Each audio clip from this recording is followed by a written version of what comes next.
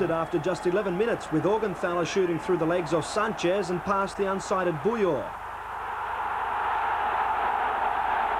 In the 30th minute, Scottish referee Bob Valentine stunned the visitors by awarding a penalty.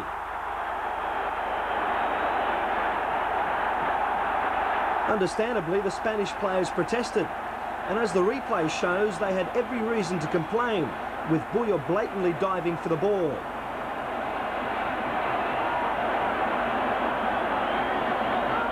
Mateus didn't miss from the spot to give Bayern a valuable 2-0 lead. In the 36th minute, Wolfarth strolled through the Spanish defence to make it 3-0. The match exploded 5 minutes before the break after a foul by Mateus on Gordillo provoked a vicious response from his Real teammate Juanito.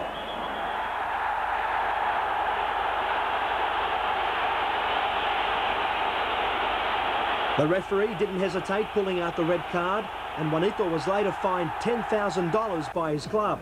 The setback didn't deter Real, and their top goal poacher Butragueño gave his team a flicker of hope just before the break.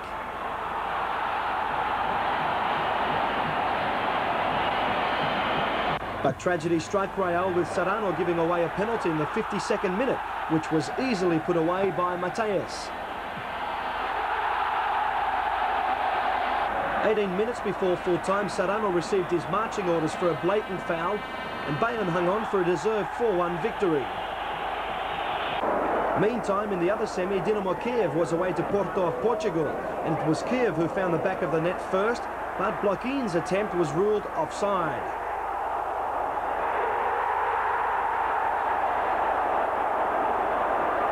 Five minutes after the break, Futre pierced the Kiev defence, and a lucky touch from a Kiev defender saw Porto gain a valuable 1-0 lead.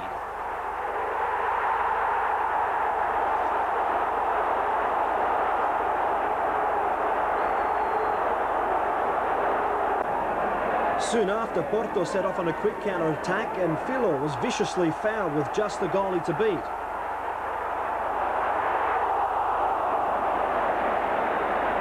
Bale received his marching orders for the foul, and Porto now had the upper hand. In the 54th minute, a corner from Futre deflected off the hands of a Kiev defender, and the home side were awarded a penalty, which Andre didn't miss.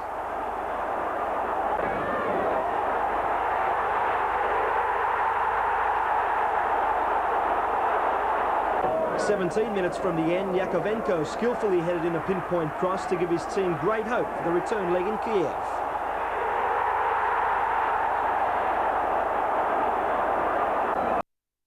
Player by player to the 60,000-strong crowd, with Diego Maradona the villain and Pelé, the game's guest of honour, the well-liked hero.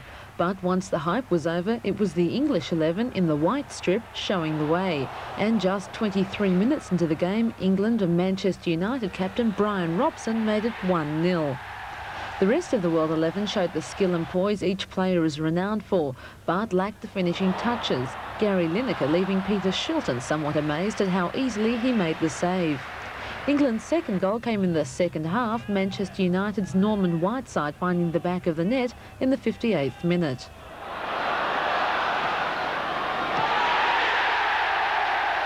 And still the rest of the world couldn't get on the board, their best chance being saved by a matter of inches from a desperate John McClelland. Maradona continued to inspire the crowd's displeasure, but at a reputed $2,000 a minute, he didn't seem to care, and the rest of the world continued its streak of bad luck. England captain Brian Robson then put the icing on the cake for his side, scoring his second goal of the match just 2 minutes from full time to leave the final scoreline at England 3, rest of the world 0. Weaved his way through the middle and released Paul Walsh.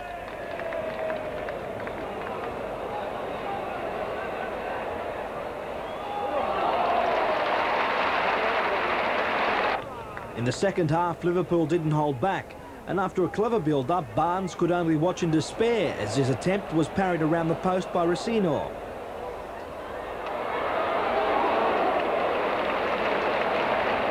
"12 minutes from the end, it was left to John Walk to put Liverpool ahead in the most embarrassing way for the keeper. Walk's effort was enough, and Liverpool won 1-0. time in the final, Porto met Bayern Munich, and Semedo put the Portuguese ahead after a delightful build-up.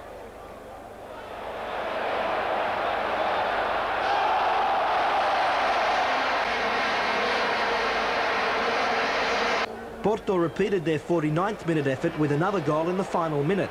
Majeur showing his class.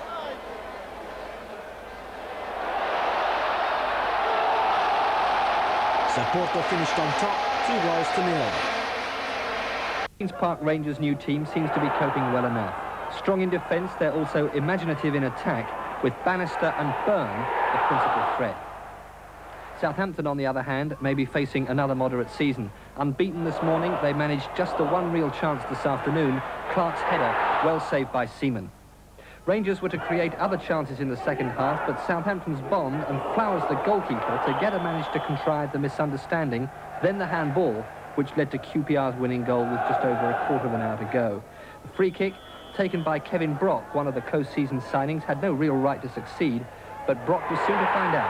There's nothing like a goal to get acquainted with your new colleagues. It keeps QPR on top, Southampton 0, Queen's Park Rangers. Smith is right up at the near post for Stoke. And Osgood had come back with him, and it was the fist of Bonetti. Turned in again, and now Greenough looking for it, and Conroy! Terry Conroy! Everybody now, bar Bonetti, in the Stoke half of the field. Towards Garland, played back for Cook. The little chip there again towards Webb, and Osgood, and Webb won't get a shot in, will he? Osgood on the ground, and he's done it, Osgood! While he was on the ground, he's got the equaliser. Doving. Swept wide there for Terry Conroy. Red shirts away to the pounce now. Conroy going past Webb. A delicate chip there, a deep one towards Ritchie. Nodded down again, and a good save! And Eastham!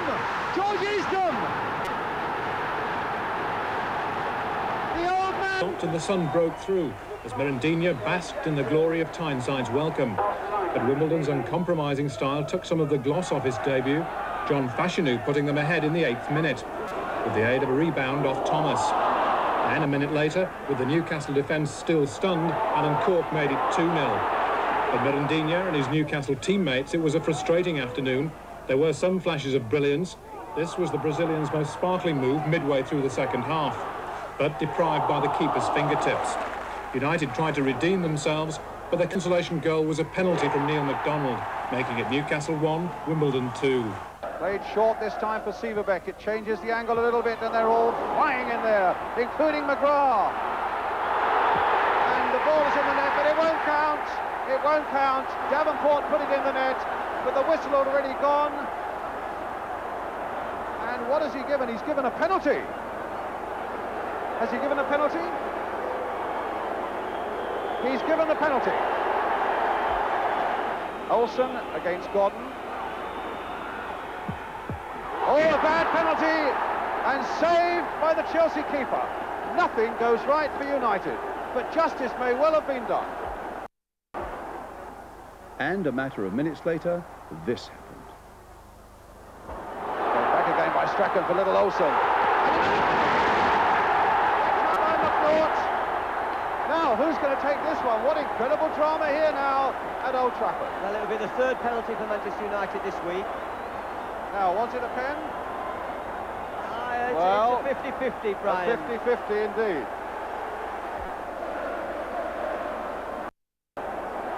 Well, Chelsea appeared to save themselves, and in no time at all, they're back on the rack. Can Strachan strike this one home? Saved again! Miraculous play by Gordon. You would not do it. How could you miss 3 penalties in a week? Robson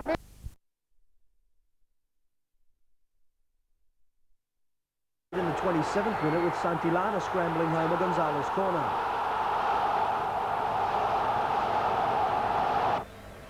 Later, Bayern suffered a major blow with captain Augenthaler being sent off after retaliating to a Sanchez challenge.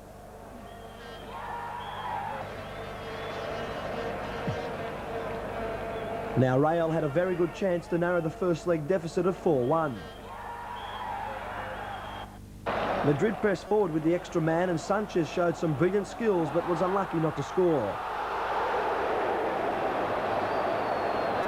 This didn't deter the home side and they continued to push forward but found a tough barrier.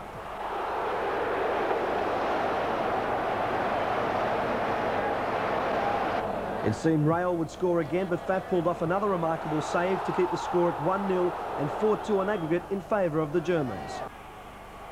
Porto held a 2-1 advantage after the first leg, and the Dinamo keeper was solely to blame for this goal scored by Brazilian Santos.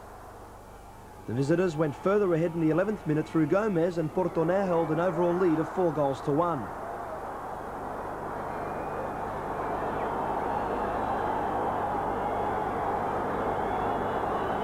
Kiev came back to life with a well-taken goal by Michelenko, but that was the last time the home supporters would have something to cheer about, because the closest they came again was with a crisp overhead kick which rattled the crossbar.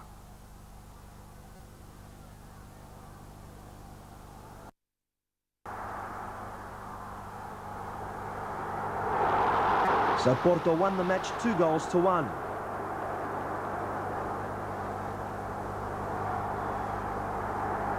Meantime, Dundee United was away to Borussia Mönchengladbach, and in the 43rd minute the Scots shocked the locals with Ferguson scoring from close range. Borussia became desperate in the second half but could only rattle the post. And after the first leg ended in a draw, things became grim.